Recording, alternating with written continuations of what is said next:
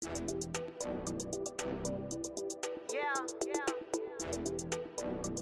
This the real Gabbana, bitch.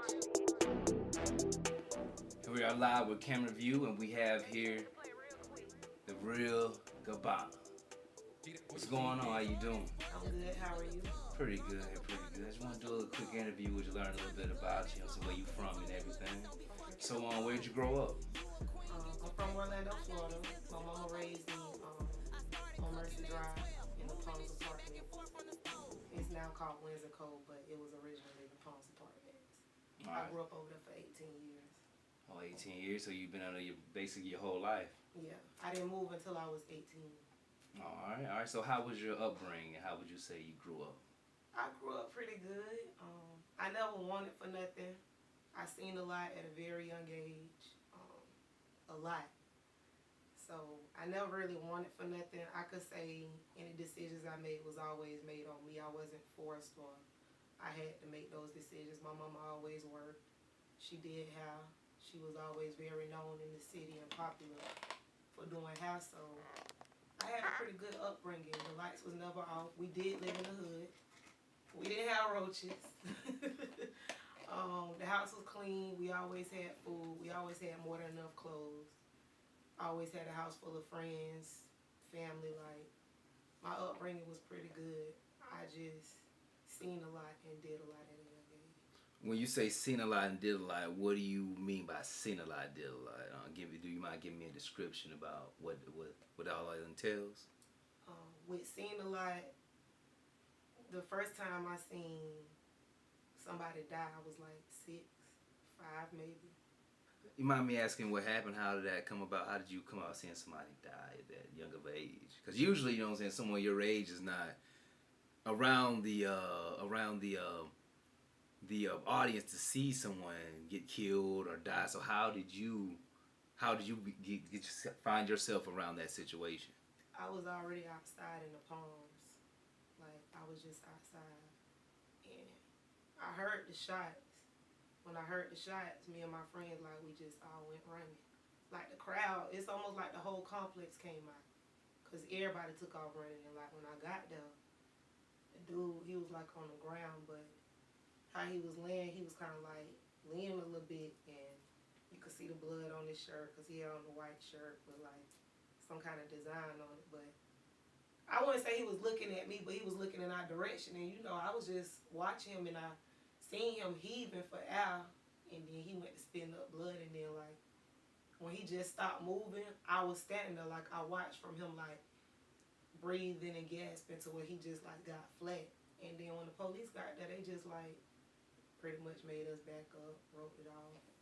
They, like, leaned down, looked at him. I never really seen them check his pulse unless I was too young to really know what they was doing. But once they got there, he was dead. So for me, like, I don't really know too many people that could say they seen it at like 5 or 6, but I seen that in the Palms. Was that your first time? That was your first time. Was that your last time seeing someone die? No. No? About how many times would you say you've seen someone die? Seen someone actually die, like take their last breath, only a few. Only a few? Yeah. But I can see you've been in a bunch of situations where... Yeah. Yeah. Do you mind telling me about a situation? Do you have to list any names or anything? But just to get an idea of your background. Okay, you want a situation like somebody getting shot, or like just me being in like a drastic situation altogether? Well, give me both situations. Just me being in a drastic situation. As a child, I always took a liking to like what people would say the street life. Reason being is in the neighborhood where I'm from. Growing up, we used to play cops and robbers. I never wanted to be a cop because I always seen cops do the bad stuff over there in the Palms. The cops wasn't the good people. Anytime I seen red and blue lights, they was grabbing the people that I felt like, well, that I knew as uncles and cousins. They was always grabbing my family members, slanging them on the ground, throwing them down, you know. Even if they didn't have nothing on them, if they wasn't doing nothing, I always seen them doing bad stuff, so I never wanted to be a cop. Immediately as a child, I always said I was a robber. So from there, like us playing those games, me getting older, like I be around, you know, drugs, guns, money. I just took a like. I have a fascination with guns. I always had a fascination with guns at a young age. Um, so I just was always around them. As far as like when I got into hustling, oh man, my first time getting caught hustling, I tell y'all that just because at such a young age, I started hustling.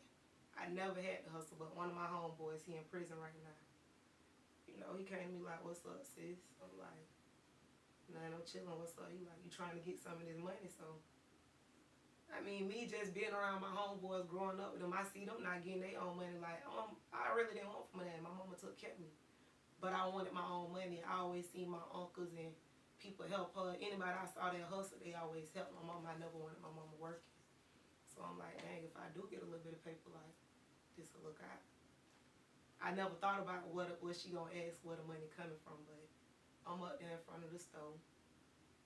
I got on my little clothes, just got out of school. I got my little purse on my shoulder, you know, like I'm a regular little schoolgirl up there hanging with my homeboys, me and one of my other sisters. So we walk back to the apartment, we break down the bomb, we bag it up, separate the way she gonna make it. All right. Before you go on, what is a bomb? So for those who don't, we can let them know what a bomb is. A bomb is like some weed, basically. Is it a certain amount? It can be. Everybody, I'm gonna be honest with you. Everybody say a bomb, they feel like is an ounce. Some people, I done heard people call a bomb a pound. It's really like whatever you. So it's your preference of weight. Pretty much. All right, all right. So we got ours in when we busted down. We had enough to we could have made at least $400 by selling $10 bags each. And how much bomb was that? So that's probably like about $800 worth of weed. Oh, okay. Once you break it down, it was $800 worth of weed. So nobody knew about us having this except me, my sister, my homeboys, and the person that gave it us, which is my homeboy. So once we hit the block and we booming off of it, we good. People pulling up. They getting it, they leaving. Ain't nobody really coming up there asking no question. They coming up saying what they want. They see it, it look good, they get it, they leave. Nobody not asking like, is you so-and-so daughter? Like, is you some kin of so-and-so? All of them know me because they know who my uncle is, they know who my people is, but nobody's asking that question.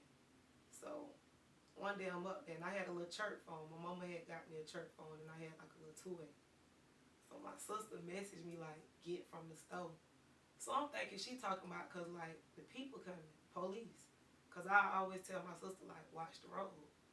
So anytime I tell her watch the road, she'll let me know, you know, if she see them coming, she let me know. She never told me, like, they was coming. So I'm like, man, I'm finna get this money. I don't know what she talking about. Like, literally 30 seconds after I checked my message and I looked up, my mama car came flushing in the stove. I never got caught by the police selling drugs. I got caught by my mama. So it's like, I'm standing up there, you know, and when she pulled up, I'm like, damn. But I ain't finna move because my mama know, like, it's normal for me to be, you know, hanging out up there. Yeah. She ain't gonna think nothing of it, so I'm standing up. She pull up, she hop out. When I look at her face, I see, like, she pissed, like, she on the honey. She on the phone talking to somebody, so I'm like, hey, Mom. Just like, hey, Mom. She jump out. She goes straight in my purse. Like, she don't ask me what I'm doing. It's like she knew. She knew where it was, what it was. She just went slap in my purse. So when she went in my purse, I look over at my homeboy. So June said, man, you better get your ass from up here. So he said, you better get your ass from up here. Like, she swung at me. I like backed up and she missed. I hauled the ass to the house. I take all running. So she get there, she like, what the fuck wrong with you? You know what I'm saying? I'm working, I'm doing how. You don't gotta be doing that. What's up with you? You only 13. Like, what's good? You in middle school. Where you get this from? Immediately she thought my sister mama gave it to me. Cause I had another sister that wasn't from my mama. So immediately she like, did she give it to him? I'm like, nah.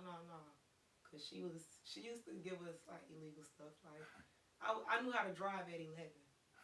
She used to give us like cars and stuff at a young age. Yeah, My not mama- many people know how to drive at 11. And my mama knew what was going on, so my mama went with that shit. Not in the ponds anyway, you know, it's too many police. It was just too much going on. So immediately she thought the lady gave it to me, but I told her one of her like, I just copped it. She like, the fuck you mean you copped it? So she had me the phone, my daddy on the phone. And like, that's not my blood daddy, but that's not my biological daddy, but that's who raised me. From when I was 12, like all the way up. So as soon as he get on the phone, he go to talking, I'm crying, like, cause he getting on my ass about it. And I know I'm wrong, cause I don't want for nothing, but he's saying what he's saying, and I knew they was right, but it ain't stopped me. I just got a little more slicker. Now I ain't finna serve you at the store, like. So you just continued on doing it. I kept doing it. Have you ever got caught by the police, been to jail or anything? I've been in jail not for drugs. And what you been in jail for? The very first time I got arrested, it's so weird because it was for something that happened while I was a juvenile, but I went to 33rd and then they transferred me to juvenile and made me sick. It's some bullshit. You gotta like, so. Is 33rd your local jail? Yeah, 33rd is the Orange County. Well, that's what we call it, 33rd, because it's located off of 33rd. That's a street here, so. All right. Yeah, but it's the Orange County jail. So I ended up, I want to say my sister had my nephew. She was 18, so I'm 16. So we walk in, I'm getting ready to walk out of her baby daddy's house because he stay in the hood. So a grown chick, we always, in the hood, we always fought with grown chicks. We never really fought with too many chicks our age. We did, but it never really came like that. So the lady said something. And my sister, I don't even think my nephew wasn't even like 6 weeks yet. She just was going to his house, like, she's still open, you know, she ain't really, so I'm like, I'm quiet, because I don't really know how to argue that good. I'm horrible at